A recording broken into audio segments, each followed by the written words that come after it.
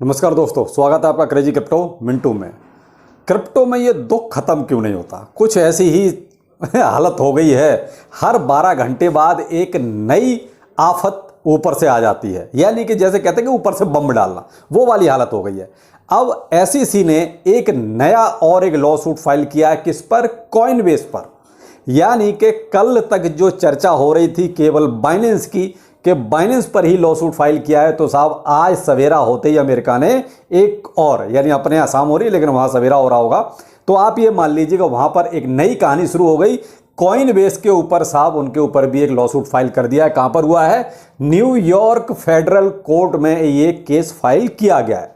इन पर भी वही एलिगेशंस हैं कि आप एक अनरजिस्टर्ड ब्रोकर हैं, आप एक अनरजिस्टर्ड क्लियर करने वाले हैं और आप अनरजिस्टर्ड सिक्योरिटीज को यहां सेल परचेज कर रहे हैं। वही एलिगेशंस जो बाइनेंस पर थे।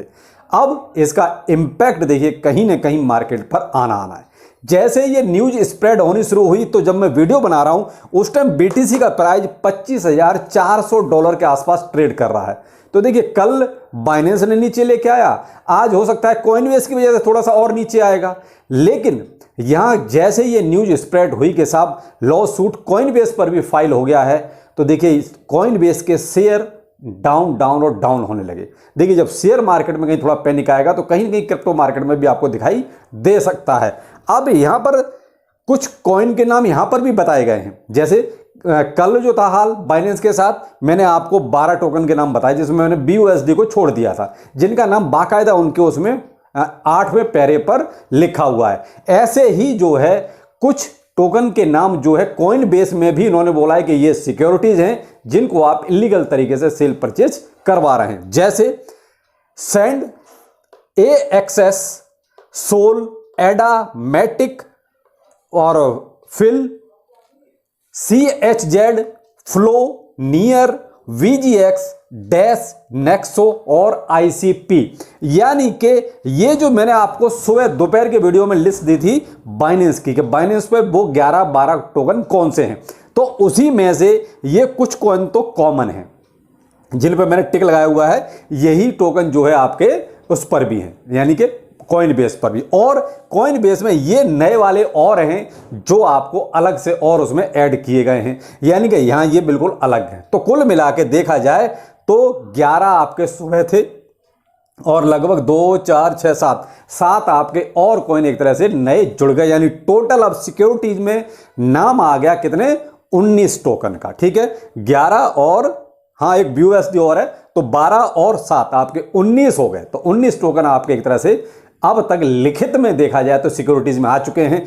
तो मेरे भाई अभी मैं आपसे सिर्फ इतना कहना चाहूंगा कि जो ये सिक्योरिटीज में जो नाम आते जा रहे हैं जिन जिन टोकन्स के, तो आप फिलहाल उनमें कोई ट्रेड ना लें तो ज़्यादा बेहतर है। देखिए अभी होना जाना तो कुछ नहीं है, आप ये कहोगे इनमें कुछ बहुत ज़्यादा बिगड़ेगा, ऐसा कुछ नहीं लग रहा, लेकिन फिर भी सावधानी बहुत जरूरी है। क्योंकि अमेरिका जिस हिसाब से हर 12 घंटे बाद एक न्यूज फेंक रहा है, जैसे कहते हैं ऊपर से परमाणु बम डाल रहा है, तो हो सकता है कल को, हो सकता है सुबह कोई और एक नेगेटिव न्यूज आ जाए, तो कुछ कह नहीं सकते। इसलिए जिस जिसका नाम आता जा रहा है जिस टोकन का, फिलहाल उसमें आप कोई ट्रेड ना लें, जैसा है वैसा उसको वहीं छोड़ के रखिए, फिलहाल होल्ड करके रखिए, कुछ नया मत फंसाइए। मेरा ये सजेशन है, बाकी आपकी मर्जी, जैसा आप करना चाहें कर सकते हैं। अब यहां पर जो बात आती है वो ये आती है, क्या SEC यहां रुकने वाला है या इससे और एक कदम आगे जाएगा? तो भाई हो सकता है, कोई बड़ी बात नहीं है। जब बाइनेंस को नहीं बख्शा, एक दिन बाद ही कॉइनबेस भी आ गया लाइन पर।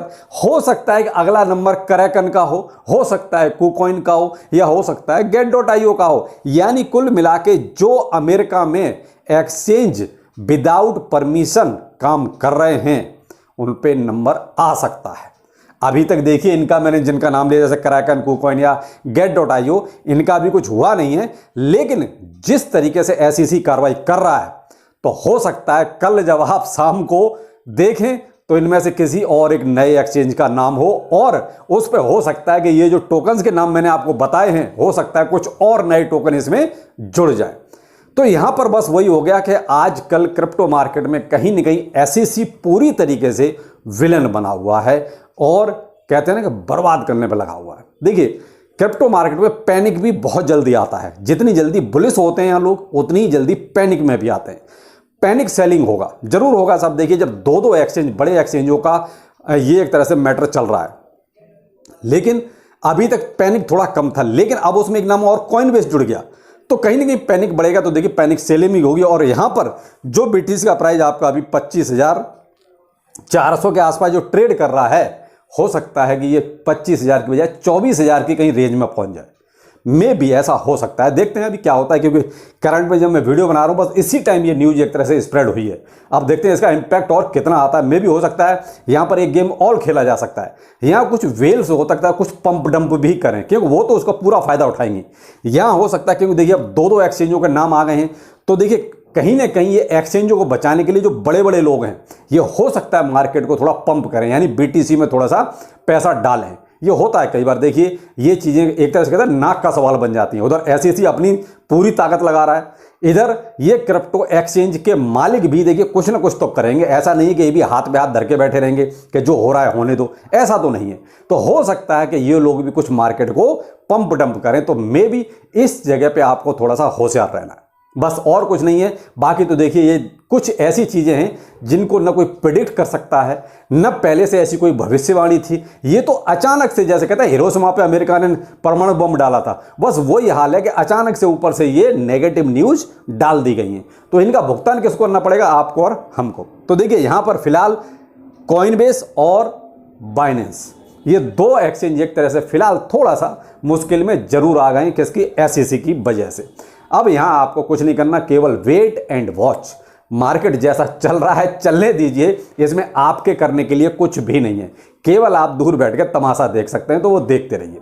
लेकिन मैं आपसे फिर वही एक चीज़ कहूँगा कि फिलहाल जिनके नाम सिक्योरिटीज़ में आ चुके हैं, मतलब जो टोकन मैंने आपको 11 सुबह बताए थे, दोपहर के वीडियो में, सॉरी, अन्वित रोहितास चैनल पर वो वीडियो अवेलेबल है, आप देख लीजिए, आज ही दोपहर का है, और आपको अभी बताए हैं। तो इन टोकन से फिलहाल थोड़ी सी दूरी रखिए, जब कुछ क्लियर हो जाए तब आप इनमें कोई भी ट्रेड या इन्वेस्टमेंट जो करना चाहें आप कर सकते हैं। लेकिन फिलहाल थोड़ा सा ये जो फंड जो चल रहे हैं इनसे थोड़ा सा दूरी बना के रखें। और हम जो अपना बिटगट बीराइज का जो अपना कैंपेन लेके चल रहे हैं, देखिए हम उस पर आगे जरूर बढ़ेंगे। ऐसा नहीं कि हम उसको ड्रॉप कर देंगे, क्यों? क्योंकि आपके कमेंट जो है बहुत आ गए इस पर कि सर उस कैंपेन को आगे बढ़ाइए। जो 2-4 लोग नेगेटिव बोल रहे हैं उनको बोलने दीजिए, उनको इग्नोर कीजिए, क्योंकि उनको या तो क्रिप्टो की समझ नहीं है या क्रिप्टो में नए आए हैं।